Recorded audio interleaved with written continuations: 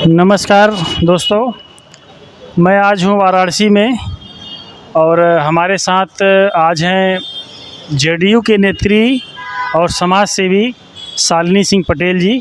आज इनसे कुछ हम लोग सवाल करेंगे। बहुत दिनों बाद इनका आगमन हुआ है वाराणसी में, तो आज सौभाग्य से आज मुलाकात हुई है। कुछ सवाल होगा, कुछ आपके हित के लिए, कुछ जो है समाज में क्या परिस्थितियां भी हैं, कायम है, तो उनसे आइए पूछते हैं जी। आपका स्वागत में हमारे चैनल में, और बनारस आने के लिए आपको काशी की इस पावन धरती पर बहुत बहुत धन्यवाद। जी, पहले तो सबसे पहले आपके चैनल को, आपकी पूरी टीम को बहुत बहुत धन्यवाद। सभी दर्शकों को बहुत बहुत धन्यवाद जी।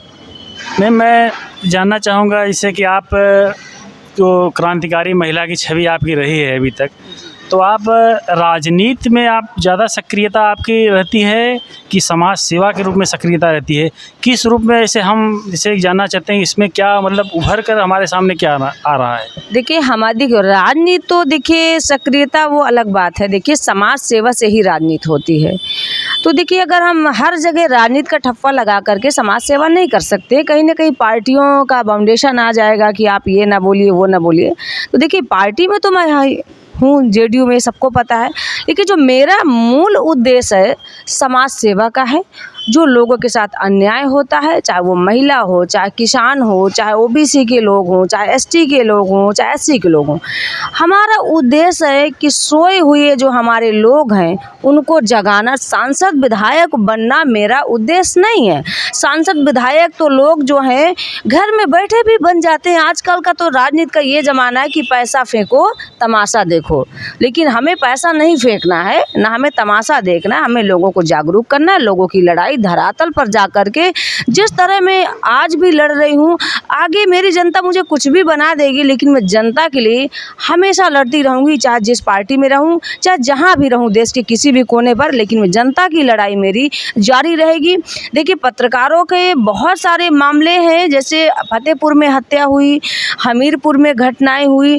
तो देश में अगर पत्रकारों के साथ भी कहीं हमला हुआ है, तो मैं हमेशा अपने ज्ञापन के माध्यम से, अपनी जनता के माध्यम से हमेशा हमने आवाज़ उठाए और आवाज़ बुलंद किया है। तो सर्वप्रथम देखिए, देश के सभी पत्रकारों के, आप जैसे भाइयों की देन है, जो हमारी आवाज़ को आप लोग कोने कोने तक पहुंचाते हैं। और मुझे उम्मीद है कि आप जैसे भाई हमेशा हमारी आवाज़ को कोने कोने तक पहुँचाने का काम करें। ठीक है मैम, तो ये आप बताइए कि जैसे कि नीतीश कुमार जी केंद्र में एक सरकार के सहयोगी के रूप में हैं, और ठीक है, आप समाज सेवा से ज़्यादा जुड़े हैं, तो उनकी पार्टी का दायित्व एक तरीके से आप उत्तर प्रदेश की रहने वाली हैं, वहाँ से निभा रही हैं। तो यहाँ पर बहुत सारे मामले ऐसे आते हैं जो सरकार के खिलाफ लड़ना होता है आपको, और आपको हम लोगों ने देखा जैसे पिछले कई मामलों में आपने उच्चाधिकारियों से एक तरीके से आंदोलन उनके सामने किया। तो क्या उसका सरकार में साथ होने का लाभ कहीं न कहीं मिलता है कि नहीं है, तो अधिकारी सुनेंगे?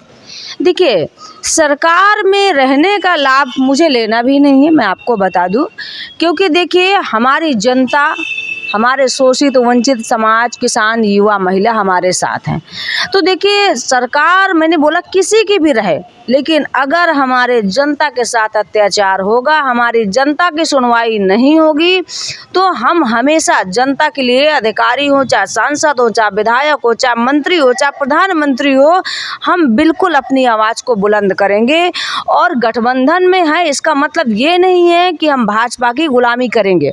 और हमारे नेता माननीय नीतीश कुमार जी ने कभी भी अपने सिद्धांतों से समझौता नहीं किया। उनका जब भी गठबंधन किसी भी पार्टी से होता है, किसी भी दल से, तो उन्होंने अपने सिद्धांतों पर राजनीति किया और आगे भी करते रहेंगे।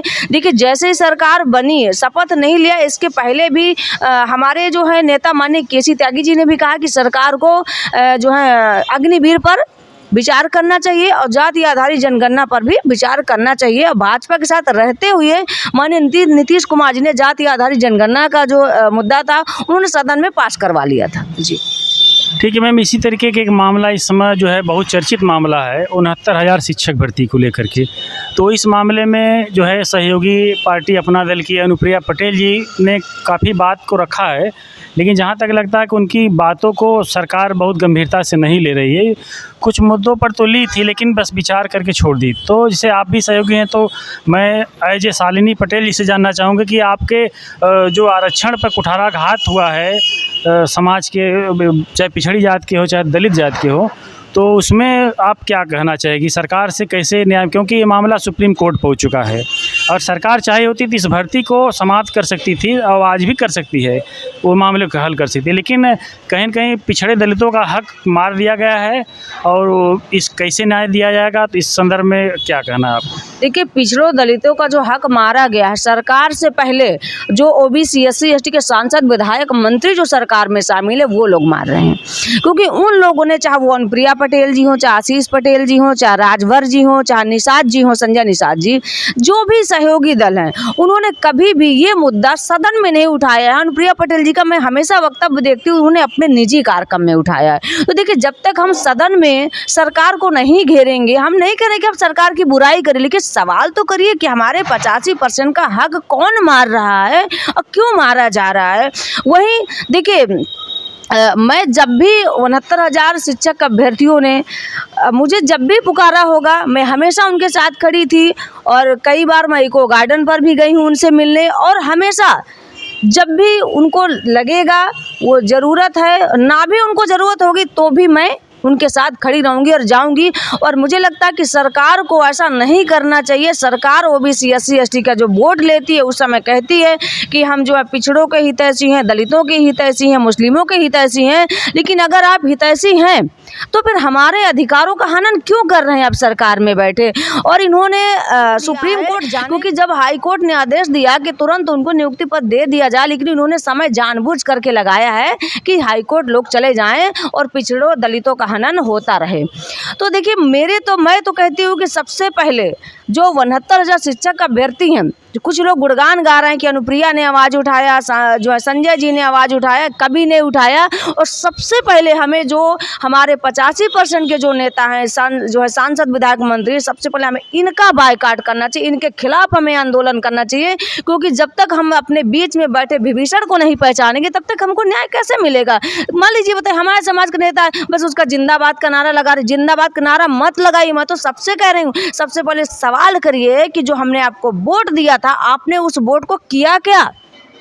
जिस नाम से आपने वोट लिया कि हम जो है आपको नियुक्ति पद दिला देंगे, हम आपको इतनी नौकरी दिला देंगे, हम आपको रोड बनवा देंगे, हम पूछ रहे हैं इन सभी नेताओं से, क्या आप जो विकास कर रहे हैं, क्या आप अपने पिताजी के पैसे से कर रहे हैं? वो जो है जनता के टैक्स के पैसे से जो भी काम कर, उसमें भी आप चोरी कर रहे हो, सेंधमारी कर रहे हो और लोगों को बेवकूफ़ बना रहे हो, गुमराह कर रहे हो। तो मैं सबसे कहना चाहती हूँ, देश की सभी जनता जनार्दन से हाथ जोड़ करके कि ये समाज के जो नेता का गुणगान आप लोग कर रहे हैं, गुणगान करना बंद कर दीजिए और अपनी वोटों की रक्षा करिए।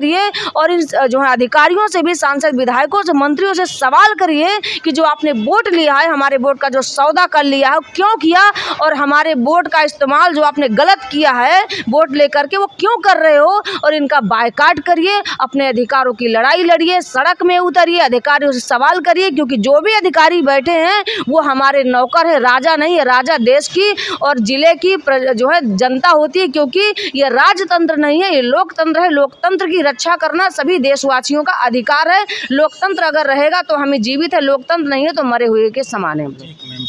आपसे एक और अंतिम सवाल मैं पूछना चाहूँगा। इतना ही आपकी भूमिका हर जगह रही है, सारी जगह गतिविधियाँ, सामाजिक, राजनीतिक और सबके संदर्भ में आप सवाल उठाती। एक और अंतिम सवाल आपसे पूछना चाहूँगा मैम, तो आने वाले चुनाव में आप तैयारी कर रहे हैं कि मतलब इस बार आप विधानसभा में प्रत्याशी के तौर पर आ रही हैं लोगों के बीच, कि नहीं? देखिए, हमारी जनता अगर मांग करेगी, मेरी जनता अगर चाहेगी, तभी हम चुनाव लड़ेंगे। अगर मेरी जनता नहीं चाहेगी तो हम चुनाव नहीं लड़ेंगे। मैंने कहा ना कि देखिए, ये लोकतंत्र है, प्रजातंत्र है। अगर हमारी प्रजा कहेगी कि चुनाव लड़ना है तो हम लड़ेंगे। लेकिन अगर मैं कहूँ कि मैं अपने से लड़ कर के जीत जाऊंगी तो ये मेरी नाकामी, मेरी कमजोरी होगी। क्योंकि जनता ही सर्वोपरि होती है। तो जनता का जो निर्णय होगा 2027 में मेरे प्रति, जनता जो कहेगी, जनता जो फैसला लेगी, वही फैसला मेरे लिए स्वीकार्य होगा। धन्यवाद। मैं कैमरा पर्सन वीरेंद्र प्रजापति के साथ डॉक्टर कमलेश कनौजिया, वाराणसी, अनदेखी खबर।